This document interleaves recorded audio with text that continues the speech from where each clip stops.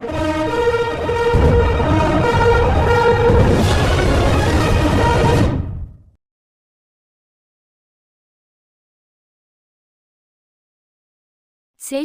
భవన్లో గుర్తింపు సంఘం ఏఐటియుసి ప్రెస్ మీట్. కార్మికుల సమస్యలు పరిష్కరించకపోతే సమ్మెకు పిలుపునిస్తాం, మిరియాల రంగయ్య.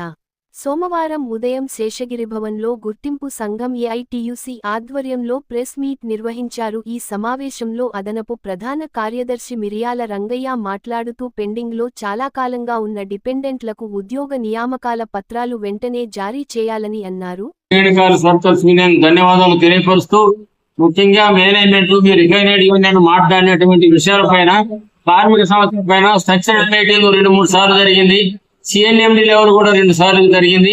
అటు ప్రభుత్వ యాజమాన్యం, ముఖ్యమంత్రిని వీళ్ళందరూ కూడా కలవడం జరిగింది. ముఖ్యంగా మెడికల్ బోర్డు ఆఫ్ చేశారు. ఎందుకు ఆఫ్ చేశారు అర్థం చెప్పడం లేదు.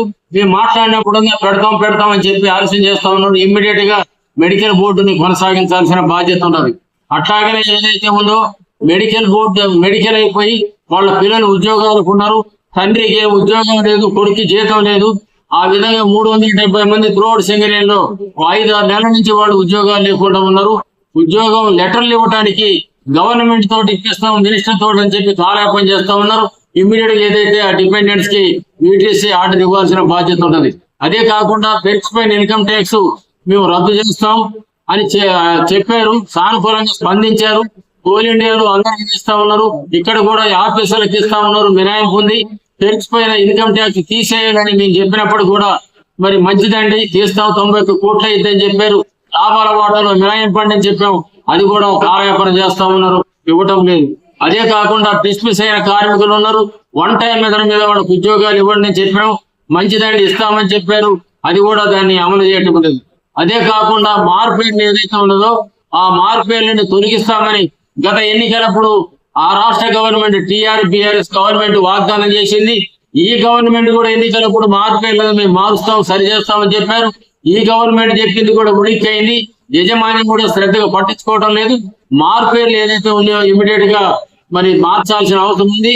వాళ్ళ పిల్లలు ఏదైతే ఉద్యోగాలు లేక కంటతడి పడి ఏడుస్తా ఉన్నారు, ఆ పిల్లలు కూడా ఉద్యోగాలు ఇవ్వాల్సి ఉంది. అట్లానే లా డిపార్ట్మెంట్ కానీ లీగల్ డిపార్ట్మెంట్ సంవత్సరాల కొద్ది కేసులు నడిపిస్తా ఉన్నారు. ఆ లా డిపార్ట్మెంట్ ఇవన్నీ కూడా కేసులు ఇమ్మీడియట్ గా సత్వరం పరిష్కారం చేయాలని చెప్తాం.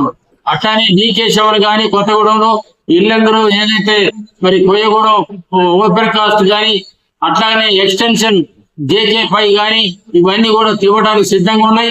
మరి పర్మిషన్లు వచ్చినా కొద్ది ఆలస్యం చేస్తా ఉన్నారు. దాని బొగ్గు మాత్రం కాంట్రాక్ట్కి ఇస్తే మాత్రం ఊరుకునే సమస్య లేదు. దాని పోరాటం సిద్ధం అవుతా ఉన్నాం. అందుకని క్లర్కర్ పోస్టు ఖాళీ ఉన్నాయి. అవి ఇవ్వడానికి ఎందుకు ఆలస్యం చేస్తారో అర్థం కావట్లేదు. కొంతమంది ఉద్యోగస్తులు కార్మికులు యాక్టింగ్ చేస్తా ఉన్నారు. వాళ్ళు కోర్టు కూడా పోయి రావడం జరిగింది. కోర్టు కూడా తీర్పు ఇచ్చింది ఇవ్వాలని, అవి కూడా ఆలస్యం చేస్తా ఉన్నారు. ఇవన్నీ ఇమీడియట్ గా ఇంప్లిమెంట్ చేయాల్సిన అవసరం ఉంది. అట్లానే ఓపెన్ కాస్ట్ ఏదైతే ఉన్నాయో ఇప్పుడు బొగ్గు తీసేయి, అవి మాత్రం బొగ్గు మనమే తీయాలి. సింగరేణి లేని పక్షంలో మేము పోరాడానికి సిద్ధం అవుతా ఉన్నాం. కాబట్టి అనేక సమస్యలు పేరకపోయి ఉన్నాయి. కొన్ని సమస్యలు పరిష్కరించిన మెయిన్ సమస్యలు ఏదైతే ఉన్నాయో అవన్నీ పరిష్కారం చేయడం కోసం ఈ నెల 6వ తారీఖున మొత్తం బాయిల మీద డిపార్ట్మెంట్ మీద ధర్నా ప్రోగ్రాం పెట్టాం ఏఐటీసీ ద్వారా. అట్లానే ఏఐటీసీ ద్వారానే ఈ నెల 8వ తారీఖున ఆల్ జనరల్ మేనేజర్ ఆఫీస్ ముందు పెద్ద ఎత్తున ధర్నా చేస్తాను. అప్పుడు కూడా పరిష్కారం కాకపోతే సింగరేణిలో ఉన్న యూనియన్లన్నీ ఐక్యం చేసి ఐక్య సంఘటనగా సమ్మెకైనా సిద్ధంగా మేము తయారు చేస్తామనేది మేనేజ్మెంట్ చెప్తా ఉన్నాం.